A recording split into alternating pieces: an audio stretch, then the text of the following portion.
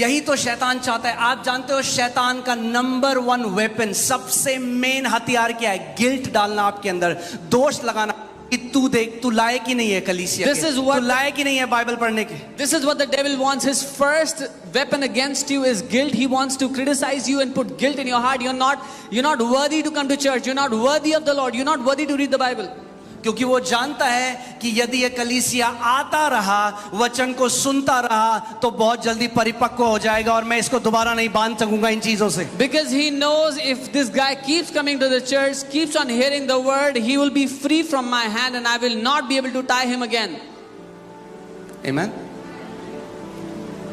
कितने लोग स्कूल गए हैं यहाँ पे? How many have been to school?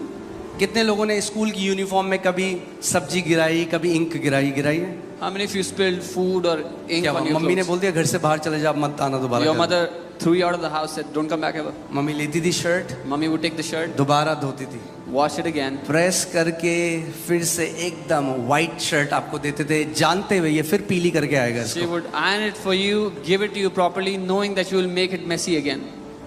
माँ बाप ने नहीं छोड़ा, Your parents did not फिर leave you. साफ करके फिर नई shirt the, They cleaned it up and gave फिर you a आप brand गंदी new करके shirt. लाए, फिर साफ करी, फिर दी। You messed it up again, they cleaned it up again and gave it to you हजारों again. Thousands of times. मगर एक चीज हो रही थी उसके बीच में, But one thing was happening in the आप middle. बढ़ रहे थे हल्के, You were growing और gradually. एक समय ऐसा आया And a day came जब आपने अपनी शर्ट गंदी करनी बंद कर दी। when you stopped messing up your clothes.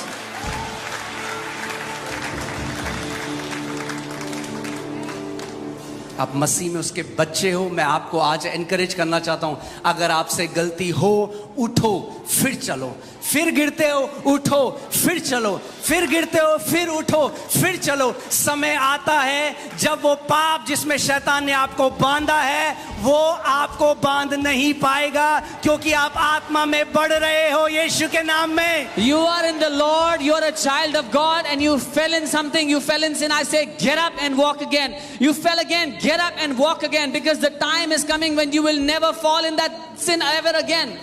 Amen. आप जानते हैं बाइबल में परमेश्वर ने क्या कहा? यदि धर्मी जन 7 बार गिर जाए तो, You know why the Bible says even if the righteous fall 7 times? अगर 8 बार गिर गए तो?